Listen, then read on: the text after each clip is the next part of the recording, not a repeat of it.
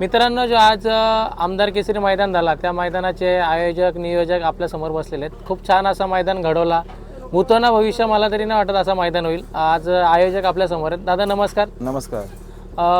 काय काय समस्या आल्या मैदान भरवताना, काय काय सर्व काय गोष्टी?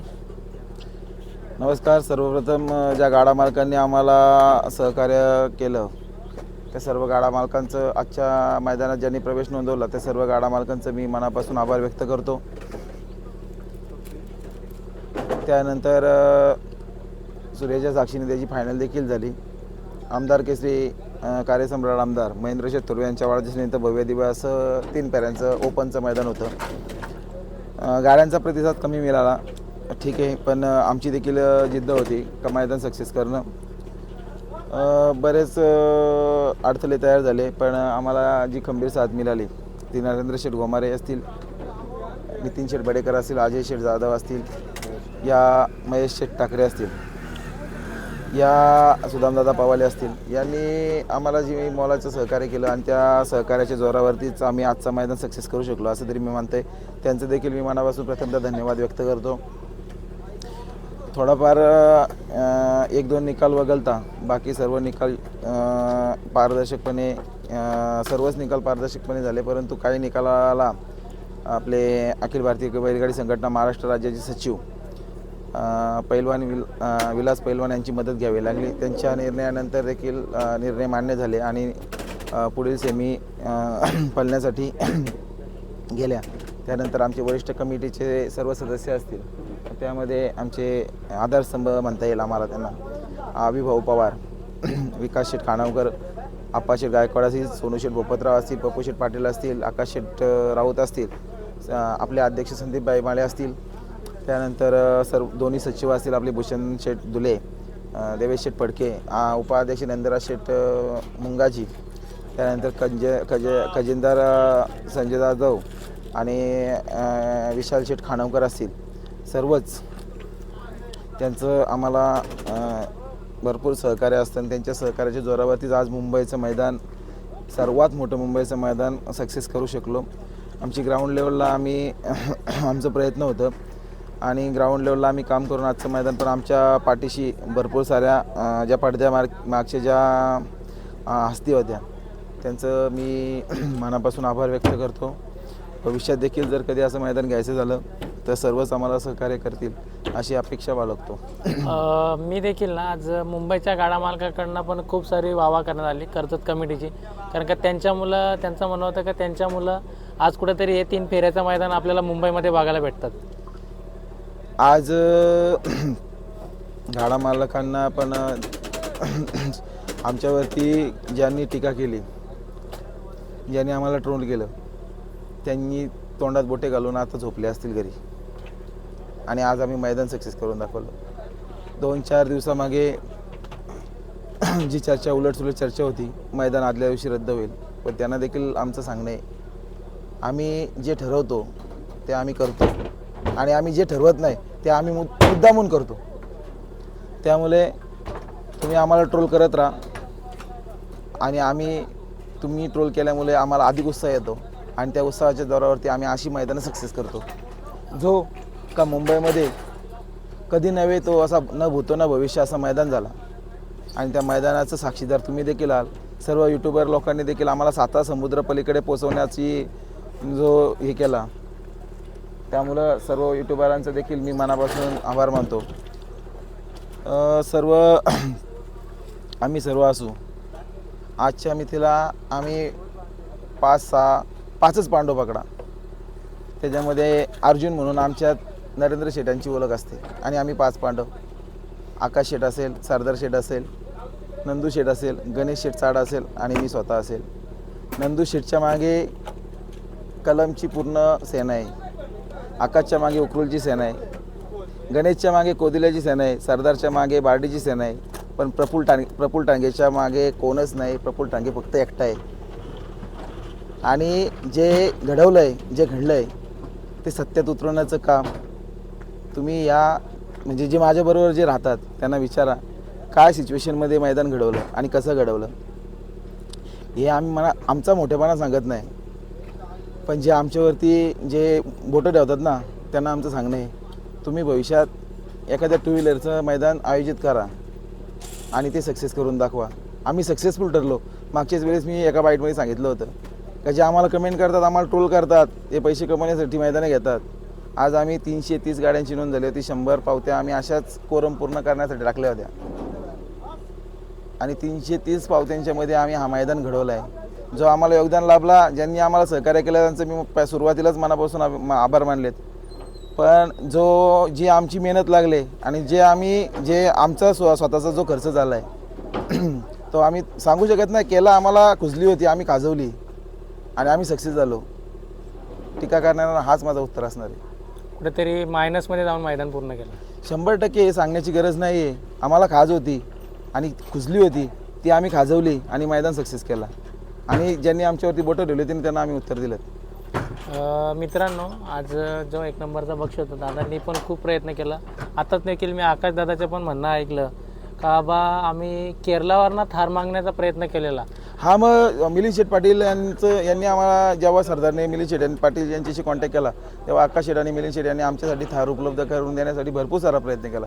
बुलेट देखील कालच्या दिवसापर्यंत उपलब्ध होती, पण आपले संघटनेचे उपाध्यक्ष पप्पू शेठ पाटील यांना आम्हाला उल्हासनगर 3 नंबरमधून आम्हाला बुलेट उपलब्ध करून दिली. म्हणजे आम्हाला आमच्या पाठीमागे म्हणजे जे आम्हाला मदत करणारी जी लोकं होती ते आम्हाला म्हणजे अशी देवासारखी आम्हाला भेटत होती. मिलिंद शेठनी भरपूर प्रयत्न केले. आम्ही पुण्यापर्यंत पूर्ण सेटिंग केली होती, कारण आम्हाला आज थार द्यायची होती. हेच आमचं स्वप्न होतं.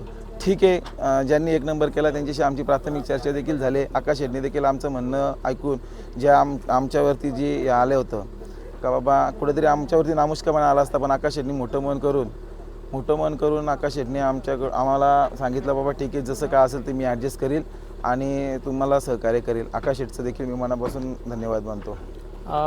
कुठे ना काही असो, थार मिळवण्यासाठी ना बरेचसे गाडा मालक आले, पूर्ण घाट माथ्यावरून आले, पण थार मुंबईमध्ये राहिली.